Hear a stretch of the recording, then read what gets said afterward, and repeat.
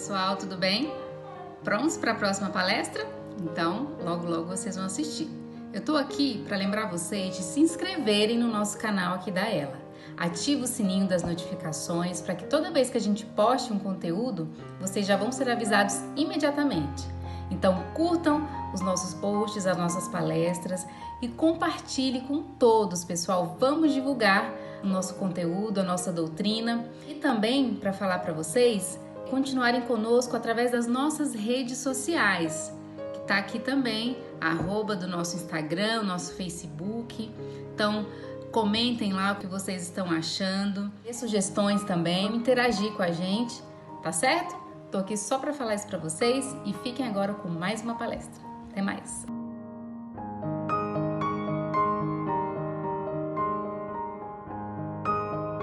Então nós já estamos no nosso horário e, como sempre nas nossas atividades lá na Associação Espírita, nós iniciamos todas e qualquer atividade nossa com uma prece. E o fato de nós não estarmos na constituição física, na construção da casa, mas de qualquer forma nós acreditamos que nós estamos sob a tutela, sob a proteção da espiritualidade maior, que sempre teve, sempre está e sempre estará nos auxiliando. Inclusive, conforme é do nosso conhecimento, nós estamos aqui num prosseguimento, das atividades da nossa casa. E como sempre nós iniciamos com uma prece, nós convidamos os nossos irmãos que ora já estão aí conectados conosco, para que pudéssemos então elevar os nossos pensamentos a Deus, inicialmente agradecendo-o por mais uma oportunidade de aqui estarmos na condição de instrumento da espiritualidade. Pedimos a esse querido Deus, a esse querido Criador, que possa fazer de nós esse instrumento, para que da nossa boca possa sair as palavras precisas, necessárias, que os nossos anjos guardiões, que a equipe de Mãe Zeferina acha conveniente.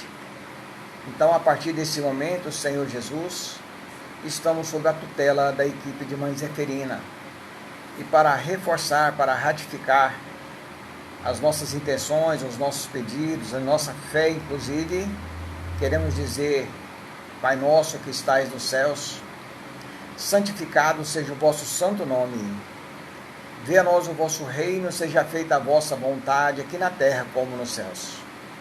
O pão nosso de cada dia nos dai hoje, Senhor, o perdão das nossas ofensas, levando-nos a perdoar as ofensas recebidas. E não nos deixe que caímos em tentação, e livra-nos de todo mal, porque Tu és o reino, o poder e a glória para sempre. Graças a Deus, que Deus esteja conosco. Como nós já estamos sabendo, já foi anunciado, foi avisado hoje por diversas vezes no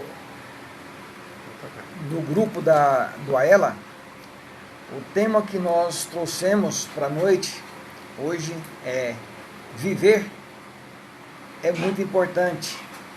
Viver é ainda algo muito interessante.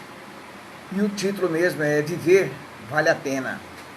Caríssimos ouvintes, por que nós trouxemos esse tema? Por que esse tema tão diferente, Podemos dizer que diante de tantas campanhas, seminários, palestras, livros, conselhos, entre outros meios que veiculam, que circulam no meio social, no meio da sociedade, todos eles tendo como objetivo enaltecer a vida. Trouxemos então esse tema com intenção, com intuito, com a vontade de dizer aos nossos caríssimos ouvintes que viver sempre, olha essa palavra, sempre vale a pena.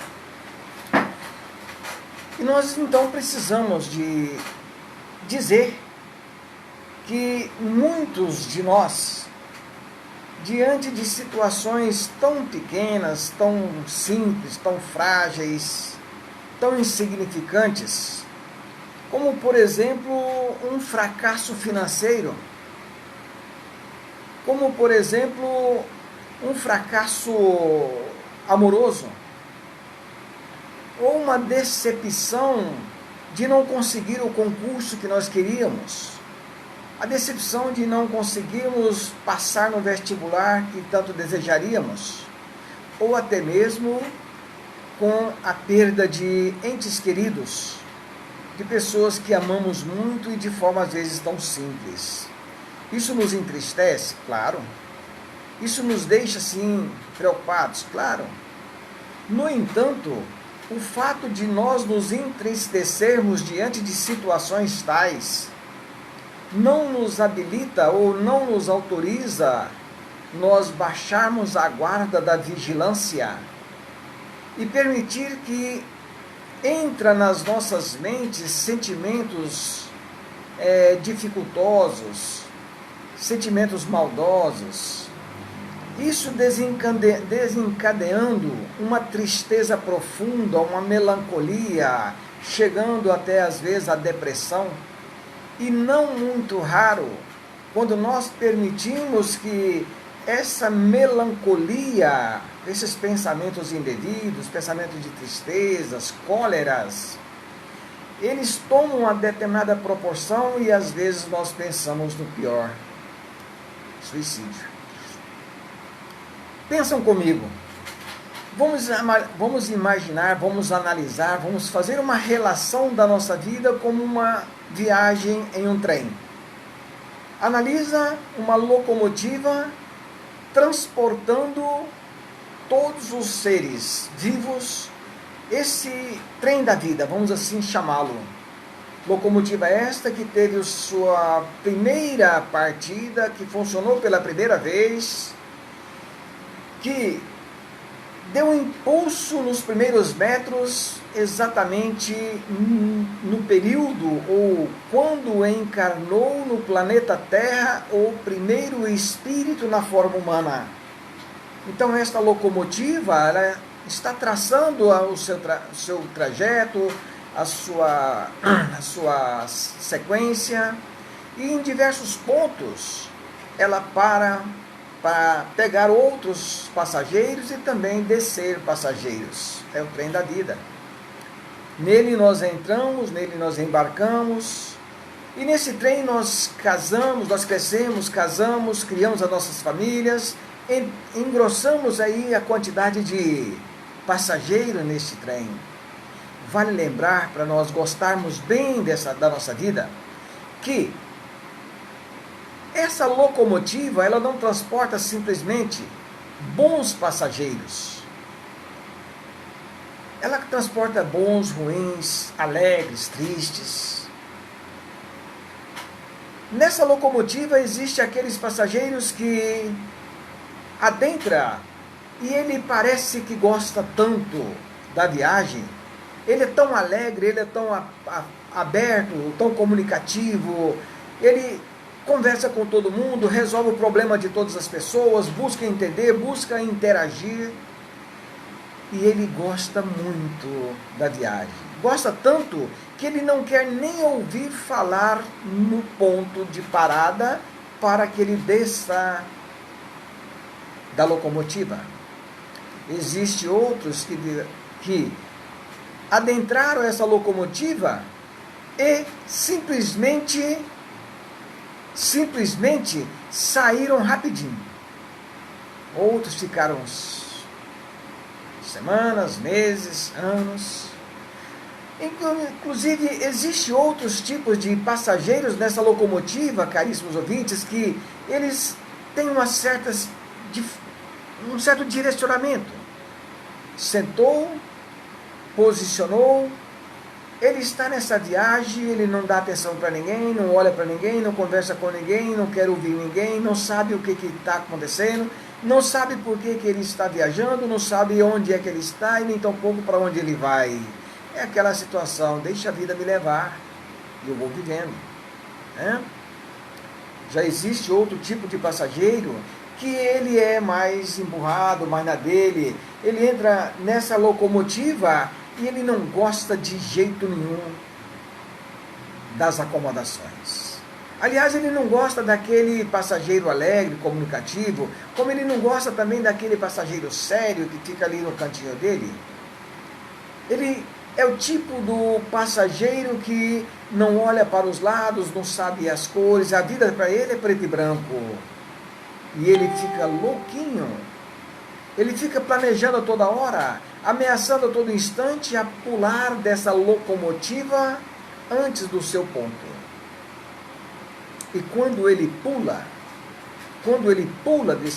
da locomotiva, que ele se acha na outra vida, que ele se acha fora da locomotiva da vida física, que ele se encontra na outra vida, ele se encontra machucado, esfolado, ferido, dolorido. Ele se encontra arrependido, envergonhado. E muito especialmente ele se encontra decepcionado. Porque ele vai descobrir naquele instante que ele está vivinho da Silva.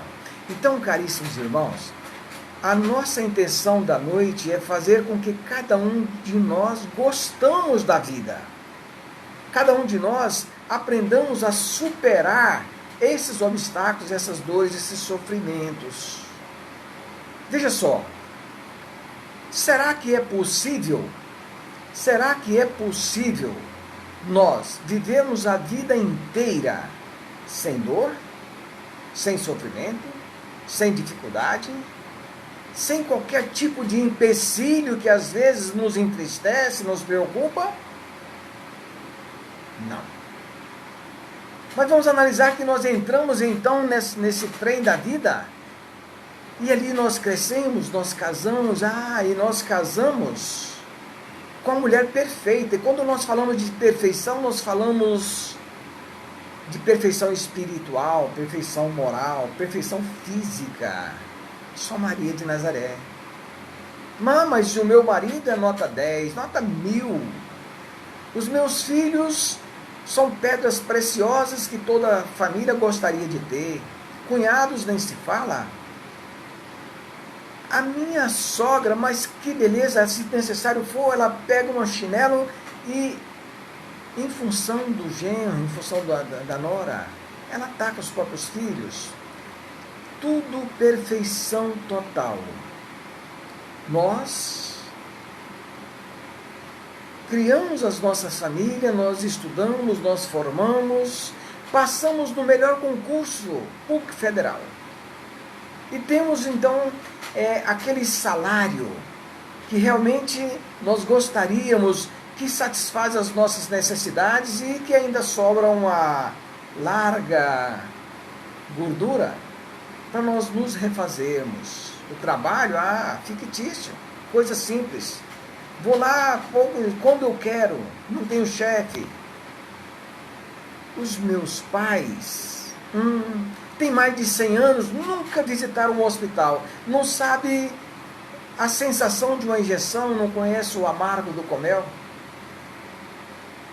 E nós? Não, nós estamos na mesma genética, estamos seguindo o mesmo passo, estamos vendendo saúde.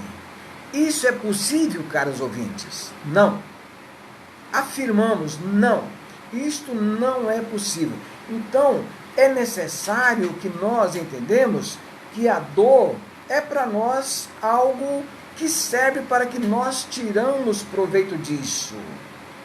Como diz a espiritualidade, lá no capítulo 5, bem e mal sofrer.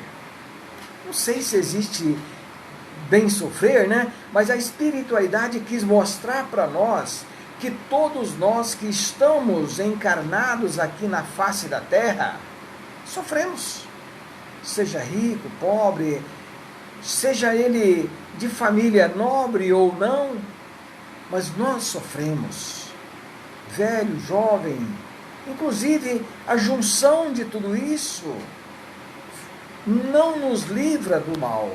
Então é necessário que nós buscamos entender que aqui nós precisamos administrar toda a problemática que nos aflige, que aflige aqueles que nós amamos. É interessante nós analisarmos e até perguntarmos o seguinte: aquelas pessoas que estão, aqueles passageiros que estão viajando conosco nesse trem da vida, será que eles estão felizes conosco? Ou será que felizes eles ficarão quando o trem parar para nós descermos? Aliviados ficarão quando o trem parar e nós deixarmos de continuar a vida com eles? Vale lembrar, queridos irmãos, que a grande beleza da vida, o que nos faz gostar da vida são exatamente as nossas atitudes, o nosso proceder, a nossa maneira de ser, a nossa maneira de permanecermos nesta locomotiva da vida, nesse trem da vida. Isso vale para mim, como vale para todos nós. Como vale para todos nós. Não adianta nós querermos dizer: ah, mas o trem, o vagão do outro ali é melhor do que o meu. Que procuramos então fazer o nosso vagão tão bom quanto o outro. Esta é a grande beleza da vida. Reclamar não vai adiantar. Viver a vida inteira sem problemas? Impossível. Viver a vida sem dor? Impossível. Viver a vida sem qualquer tipo de obstáculo? Não é possível. Encostar os problemas na parede da tristeza e da depressão, da melancolia, não vai adiantar. Pular do trem fora do ponto, muito menos. Pois nós temos notícias, ou os habitantes do mundo espiritual têm noticiado para nós que esta não é a melhor opção. Então, caríssimos irmãos, reclamar não vai ser a melhor opção para nós. Temos uma historinha bem curtinha aí que os nossos caros ouvintes já ouviu ela algumas vezes, mas vale a gente lembrar o quanto nós somos, às vezes, meio que reclamamos sem muita explicação. Diz que existia um segurança, um senhor que era segurança, e ele trabalhava, mas sempre reclamando: ah, mas isso é vida? Eu arriscar a minha própria vida para dar segurança a quem nem mal conheço? E naquele instante passava um carro muito bonito, luxuoso, e ele percebeu que dentro daquele carro o motorista estava de óculos escuros, gravata, paletó. Isso despertou nele uma certa inveja. Ele: isso aqui é vida. O cara trabalhar no ar-condicionado, viajar, dirigir, é gostoso demais. Um dia eu chego lá. Só que naquele instante, aquele motorista também pensava a seu turno. Isso é vida. Eu tenho que correr desse tanto, saio de um escritório correndo, vou para outro, arriscando minha vida no trânsito, para cuidar de tantas empresas, tantos salários altos, tanta gente. Isso é vida. E de repente, ele olha para cima e vê que vai passando um avião, um Boeing, esses aviões grandes de transporte. Ele olha, ele imagina: isto é que é vida. Cidadão viaja o mundo inteiro, conhece o mundo todo, fala diversos idiomas, é muito tranquilo. Um dia eu chego lá. Só que também a seu turno o piloto pensava da mesma forma: mas isso é vida, meu Deus. Eu viajo o tempo todo, eu não tenho férias praticamente, eu não tenho tempo, eu não vi os meus filhos crescer. Na minha casa eu sou hóspede. Eu mal chego lá, já tem viagem marcada. E naquele momento, os aparelhos, os equipamentos de radares sofisticados da sua aeronave foca aquele cidadão que é segurança, que ainda estava no seu turno. Ele disse: isso aqui é vida. O cara trabalha sozinho, responsabilidade deste tamanzinho. Termina o seu turno, vai para casa, toma banho, deita no sofá, vê televisão e vai curtir a família. Isso aqui é vida. Então, caríssimos irmãos, será que nós também não estamos sendo um pouquinho reclamões? Será que nós também não estamos sendo um pouquinho desesperados diante daquilo que às vezes nós achamos que é muito difícil, lembramos, idade diz o seguinte: Deus não coloca fardos pesados em ombros fracos. Quem quiser seguir-me, pegue a sua cruz e siga-me, e carregue. Então, às vezes nós achamos que nós estamos sendo muito sobrecarregados. Será que estamos sendo muito sobrecarregados? Voltamos lá no capítulo 12 do Evangelho segundo o Espiritismo, amai os vossos inimigos.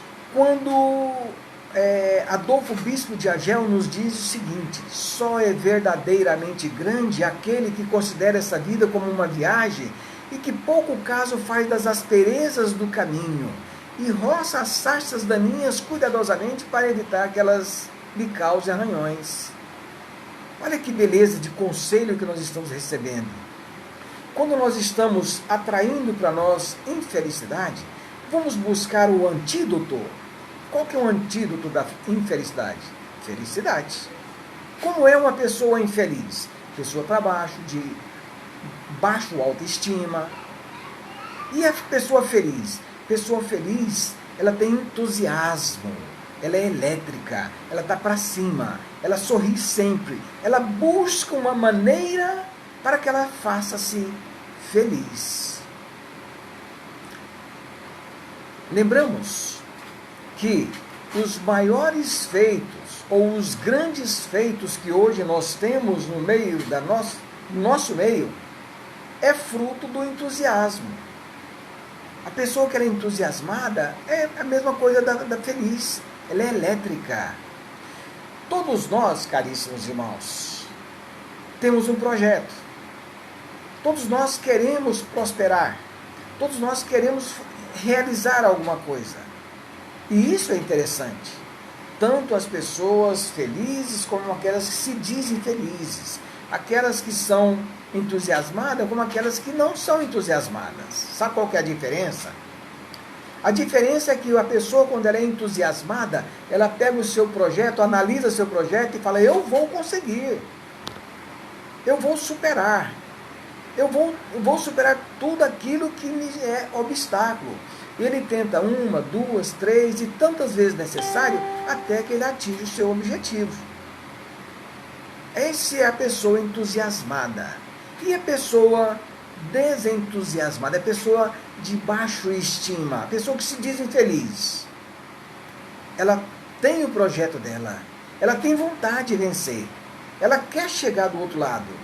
Só que aí ela tenta uma vez, não deu certo, ela mas não vai dar certo mesmo, e desiste. Já imaginamos se Santos Dumont tivesse desistido na primeira queda que ele levou no seu projeto?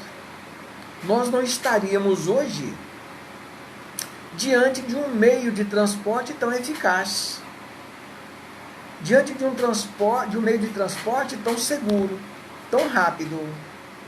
Só que aí às vezes as pessoas dizem o seguinte, alguns dos nossos irmãos dizem o seguinte: mas as pessoas que querem fazer essas invenções, eles querem mais é colocar os seus nomes lá na prateleira de cima da fama, querem mais é encher os seus cofres.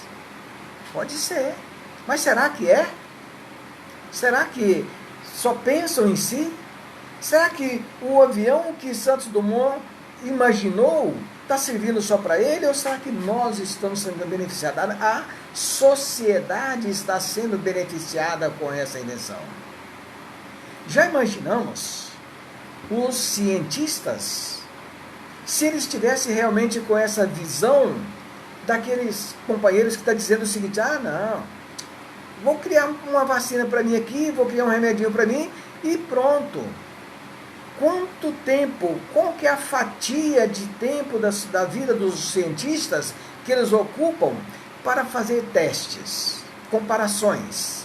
Quando não dá certo, eles tentam novamente, mais uma vez, até que eles chegam no ponto certo de dizer: criei uma vacina esta que não é só para ele, não é só para a família dele, mas que vem erradicar a hepatite, a tuberculose, a hanseníase, além de tantas outras doenças que assolam a humanidade,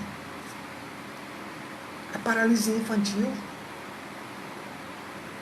Será que nós, que temos as nossas pernas sadias, bonitas, bem modeladas, já fizemos uma prece para Albert Einstein? Segundo as nossas pesquisas, ele ficou 35 anos da sua vida pesquisando, até chegar ao ponto D, até ele poder dizer que a vacina da paralisia infantil estava pronta para o mercado. Será que se o Einstein tivesse desistido na primeira oportunidade, nós poderíamos dizer que o Pelé tinha feito mais de 1000 gols na sua carreira? Edson Arantes do Nascimento? Será que se não fosse essa injeçãozinha que todos nós, tenho certeza, tomamos quando nós éramos bem pequenininhos, recém-nascidos, nós poderíamos dizer que Lionel Messi é o melhor do mundo, por tantas vezes, 5 ou 6 vezes melhor do mundo, melhor jogador do mundo? Será que nós poderíamos dizer que, ou sorrir, ser feliz com os dribles desconcertantes do Neymar? Será então que esse raciocínio de muitos nós, que às vezes analisamos o autoestima, o entusiasmo, a felicidade do cientista, só para eles, só para ter o nome deles lá, será? Será que é isso mesmo? Será que nós não estamos enganados nessa situação? Então, caríssimos irmãos, na verdade, ainda que eles pensam nisto, mas estão ou não beneficiando? Então, para que nós gostamos da nossa vida, para que nós aprendamos a gostar de viver, é necessário que nós criamos um projeto, tenhamos um projeto, ainda que não seja um projeto espetacular, ainda que não seja esse projeto de grande monta, ainda que nós não vamos construir nenhum avião, que não somos nenhum cientista, mas vamos falar para nós mesmos: eu quero ser alguém que venha compartilhar com a sociedade do meu setor, com o meio social, com as pessoas do meu bairro. Eu quero contribuir com alguma coisa. Eu quero ser útil naquela equipe de trabalhadores da assistência social, filantrópica, da igreja que eu frequento, da casa cristã que eu frequento. Ou, no mínimo, quero dizer para mim que eu preciso de ser alguém importante, pelo menos para os meus filhos, para minha esposa, para o meu esposo, de forma que quando eu chegar na minha casa, eu observe, eu vejo, eu sinto no olhar dos meus felicidade. Isto é, nós sentarmos no banco do trem da vida e termos um objetivo e buscar conseguir esse objetivo. Temos esta autoestima, sermos nós bastante felizes, entusiasmados. Chico Xavier nos contava uma historinha que tinha um senhor que era entusiasmadíssimo. E logo ele recebeu na casa dele a tecnologia por meio da energia elétrica. Ele ficou muito feliz e torceu que a noite chegasse rápido, até para ele conhecer as delícias da energia elétrica. Quando ele chegou em casa, que ele ligou a lâmpada da sala, ele viu algumas sujeiras. Mas como ele era muito entusiasmado, ele disse, não, aqui eu resolvo. Isso aqui eu vou limpar rapidinho, 2 tapas. E lembrou da cozinha. Foi lá para a cozinha, chegou lá e falou, nossa, eu não sabia tanta sujeira. Quando ele viu como estava a casa, a cozinha dele, ele assustou. Falou, nossa, mas tanta sujeira, não sabia disso. Não, mas isso aqui eu vou resolver. Diante daquele entusiasmo, ele disse, eu vou resolver. Só que ele lembrou do quarto. E quando ele chegou no quarto dele, que ele ligou a lâmpada, que clareou todos os cantos do quarto dele, ele assustou. Tanta sujeira, tanta coisa que estava encostado, ele pensou, meu Deus do céu, aqui está difícil de limpar. Melhor é que eu então desisto dessa tal de tecnologia. Foi lá e desligou a lâmpada, desligou a energia elétrica da sua casa. Chico Xavier utilizava essa historinha para fazer relação ou para comentar a respeito de alguns trabalhadores da casa espírita, alguns. Mas nós vamos fazer isso não. Nós vamos utilizar essa historinha para falar de nós, porque nós estamos hoje com um projeto de gostar de viver. Viver é bom, viver é necessário, viver é muito importante. Então vamos analisar o seguinte, que nós temos o nosso projeto, como nós mencionamos, todos nós temos o nosso projeto. Só que de repente chega para nós a tecnologia do conhecimento, da sabedoria. E nós começamos a utilizar essa tecnologia do conhecimento visitando a nossa sala. Qual que é a nossa sala? São o nosso dia a dia, com os nossos irmãos lá fora, trabalhadores, colegas de serviço, aqueles companheiros, ou lá no trânsito, alguma coisa nesse sentido. E nós percebemos que temos alguma sujeirinha, algo de errado no nosso dia a dia lá fora. Mas nós temos um propósito, eu quero melhorar, eu quero ser feliz. Eu quero gostar de viver. Não, isso aqui é fácil, vou resolver a questão. Só que nós vamos também visitar a cozinha. Qual que é a nossa cozinha? A nossa cozinha é um pouco mais mais reservado. Então nós vamos dizer o seguinte, que a nossa cozinha seria o convívio com os nossos familiares, com aqueles que às vezes estão no nosso dia a dia, né? O que nós vamos fazer? Nós vamos analisar aquilo e visualizar, meu Deus, o meu procedimento com os meus filhos, com a minha esposa, com aqueles que convivem comigo, está um pouquinho meio deficitário. O que acontece? Eu preciso mudar. E querer mudar, vou tentar mudar. Isto eu vou conseguir. Daqui para frente, quando eu estiver naquela situação de que aqui eu mando e sou respeitado, para eu não ouvir também sou detestado, eu vou mudar a minha forma de agir com os meus familiares, para que ao invés de falar que é detestado, sou amado. Olha só, já é um propósito de mudança, já estou querendo gostar da minha vida, gostar de viver, não é verdade? Beleza. Então vamos fazer o seguinte, quando nós então lembramos do nosso quarto, qual que é a situação do nosso quarto? Vamos lá. Nosso quarto é a nossa consciência. Nosso quarto é a nossa consciência. E quando nós analisamos a nossa consciência, então nós percebemos que ali tem muita sujeira. Aí nós vamos descobrir lá no cantinho a vaidade, o orgulho, a inveja, o ciúme, sentimentos de vingança, rancores e uma série de outras coisas corrosivas. E o que era que nós vamos fazer? Nós fizemos um propósito de mudança. Estamos recebendo a tecnologia do conhecimento, do saber. Nós vamos fazer igual o cidadão do Chico? Desligar a tecnologia? Bom, se eu sou daquele assim, que acho que não vou conseguir, essa é a opção. Mas não é a opção que nós estamos sugerindo. Porque nós precisamos de nos transformar. Quando o trem da vida parar para nós precisamos de entregar a nossa ficha sem restrições. Então nós vamos falar para nós mesmos, eu vou mudar. Ainda que eu não consiga mudar tudo hoje, tudo nessa vida, mas aos poucos eu vou me lapidar. Para isso é necessário que eu mexo na zona de conforto. Qual que é a minha zona de conforto? Fazer aquilo que eu gosto. Talvez é necessário que eu sacrifique algo que eu gosto.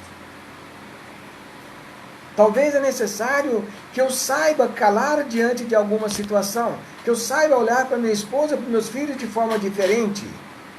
Trazer eles para junto de mim nesse vagão. Porque nós precisamos exatamente de conviver bem. Nós precisamos de nos transformar, de melhorar. Esta é a proposta de nós mudarmos a nossa trajetória para assim nós podemos dizer que nós gostamos da vida. Gostar de viver não é simplesmente fazer aquilo ou tudo aquilo que eu acho que é legal. Quando nós preparávamos a nossa fala, nós vimos uma história que eu não sei se ela é muito verídica, mas eu busquei em alguns sites para poder um pouco mais de garantia falar para vocês. Beethoven, ele teve um período da sua vida que ele administrou o processo da audição. Um período da sua vida ele foi surdo. Então, isso dificultou muito para o Beethoven. Ele conseguiu, mesmo com essa dificuldade auditiva, fazer um concerto Noite de Luar. Só que ele não conseguia ouvir as notas. Isso foi introduzindo nele um sentimento de tristeza, de dificuldade, de desleixo, até que ele permitiu, como eu disse lá no início, a inoculação da tristeza e da depressão. Segundo as pesquisas que nós fizemos, ele decidiu suicidar. Fez um testamento e documentou nesse testamento que ele ia suicidar. Exatamente porque ele era surdo. O pouquinho que ele ouvia, os ruídos muito pequenos que ele ouvia, era por meio de aparelho. Quando ele preparava, então, certo dia, uma senhora que morava na região, bem perto dele, chegou e falou muito próximo do ouvido dele, quase gritado: eu daria tudo para eu ver a noite de luar que você diz no seu concerto. Caríssimos irmãos, podemos então perceber que todo mundo tem seus problemas, suas dificuldades, mas podemos perceber que Deus não desampara nenhum dos seus filhos. A partir de então, Beethoven começou a mudar o seu raciocínio e voltou à vontade de viver. Desistiu do suicídio. No hino da Alemanha, Beethoven agradece a Deus pela vida e também por não ter permitido que ele suicidasse. É muito comum em nós, às vezes, quando nós estamos muito bem e que perdemos uma das nossas propriedades, nós dizemos assim: perdi tudo na vida. Quantas vezes sofremos um acidente e perdemos um braço? Perdi tudo na vida. Quantas vezes perdemos alguém da nossa família? Perdi tudo na vida. Lê do engano. Primeiro porque quando nós falamos que perdemos uma propriedade, essa propriedade nós somos meros administradores. Quando nós perdemos um braço, nós lembramos quando Jesus nos diz: se vosso braço é motivo de escândalo, arrancai-o. Talvez esse braço é exatamente aquilo que estava nos fazendo mal minutos antes. E quando nós perdemos alguém da nossa família, temos que lembrar que o trem da vida tanto para pegar, para embarcar passageiros, como também para deixar passageiros. E ainda devemos lembrar que ninguém é propriedade ou proprietário de ninguém. Quando nós temos alguém na nossa companhia, lembramos que quando nós pegamos algo emprestado com alguém, esse nós teremos que devolver muito em breve ou na data precisa. Digamos então que Deus, com a sua bondade infinita, nos emprestou esse Filho dele para permanecer conosco por um determinado período. Então ele agora está precisando dele de volta. E nós precisamos devolver esse empréstimo. Se nós perdermos o sentido da vida simplesmente por essa questão, nós estamos dizendo para nós mesmos que nós não aprendemos nada com aquilo que estudamos diante dos ensinamentos da espiritualidade maior.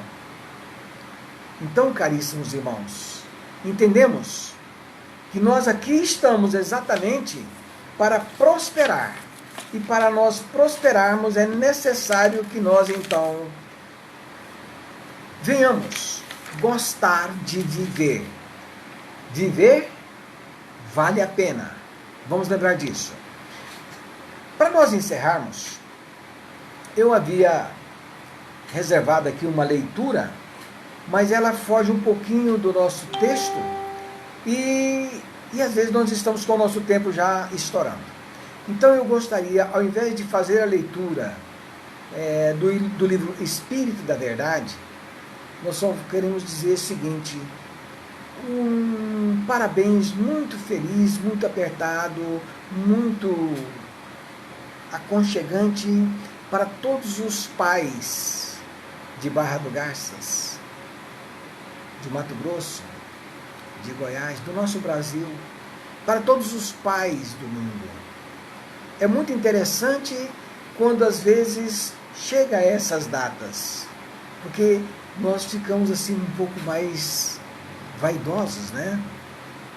Porque na verdade, Dia dos Pais, Dia das Mães, Dia das Crianças é todos os dias. Mas nós só queremos deixar o nosso abraço apertado a todos os pais desse planeta e agradecer a Deus por mais esta oportunidade que a nós foi concedida de aqui estarmos. Esperamos que o pouquinho que nós falamos, ainda com a nossa pequenez, possa servir de reflexão para cada um dos nossos irmãos que estão nesse trem da vida. Desistir? Jamais. Oramos então. Obrigado, meu Deus. Obrigado, espiritualidade amiga, por esse momento tão feliz, por esse momento de estudo, de reflexão. Que a paz do Divino Mestre Jesus possa amparar, iluminar e fortalecer todos aqueles que por Deus são todos nossos irmãos. Graças a Deus. Muita paz.